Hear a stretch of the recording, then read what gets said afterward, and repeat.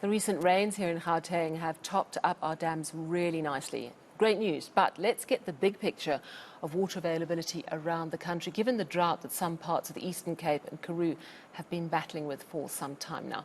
I'm joined by Water and Sanitation Department spokesperson Sputnik Ratau. Thank you so much for joining us. So the rains have been quite intense. Talk to me about dam levels in and around Gauteng. What are we looking at?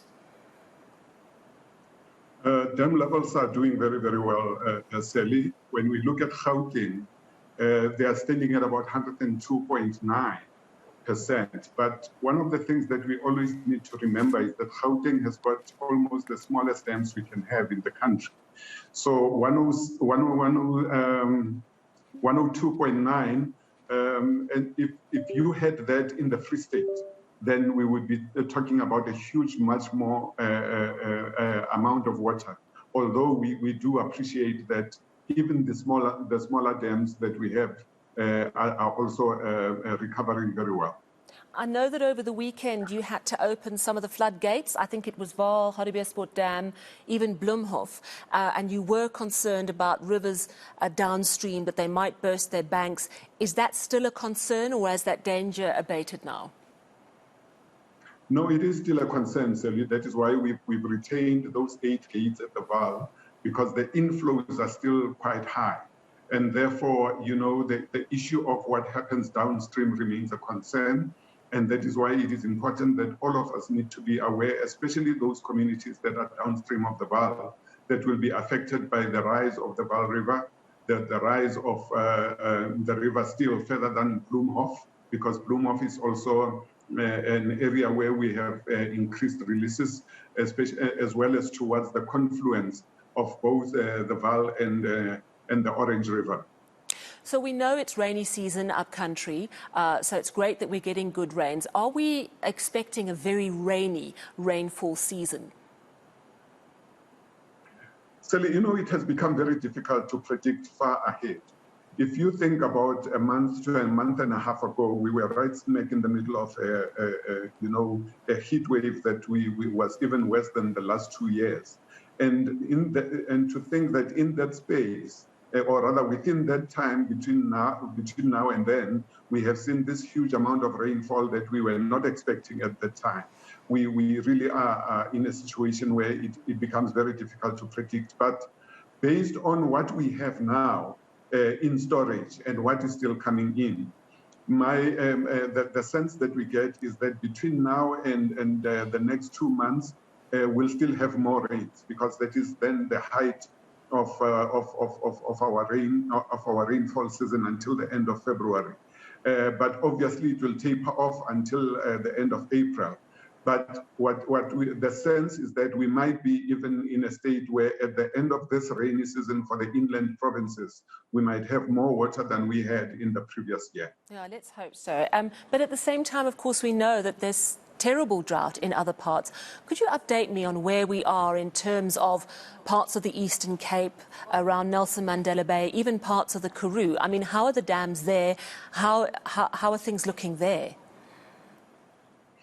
Yeah, that is where you find the contrast in the country, because, for instance, in the Western Cape, where you have the larger part of the country being a winter rainfall season area, which did not really perform this past rainfall season, and that is why the dams in that area have really come down. And you can see that, you know, when you look at even the water supply systems in that part of the world, they have really come down quite a bit. So the other issue is that across the mountain in the same province, the Karoo still battles with patches of drought, because over the last 2-3 years, they haven't really had that great amount of rainfall. You go across to the Eastern Cape and you find that the Amatole water supply system is at about 95.7%, which is the area that feeds your East London and so on and so forth. Whereas the contrast is that the Algoa that feeds the Gqeberha area and so on is only at about 18.2%. It has even dropped a bit from the 18.6 of last week. So that concern still remains. But we are also feeding, by the way, from the Gari still to the Nooit Gedachte water supply, water treatment works. But obviously, we really have to keep on with the practices that we have been encouraging people to do in the area to really look at how water use is done, including obviously the issue of reducing water losses by the municipality. I have to ask a last quick question because it was raised by our previous reporter in Durban, and that is the news that Action SA is taking legal action against the city of eThekwini, but also naming the National Department of Water and Sanitation. They believe there's been a dereliction of duty around fixing sanitation, water supply, post the April floods. What is the National Department's response to that? Well, Sally, we will await what the actual documents say for us to be able to see exactly what it is that we are supposed to respond to. But in the shortest space of time, I can easily say that there's a lot of work that is ongoing. There's a lot that has been done. We have been very open and clear about the size of the devastation, and as well as the time it will take for things to get back to a sense of normality. And one of the things that we have to acknowledge is that it is taking time.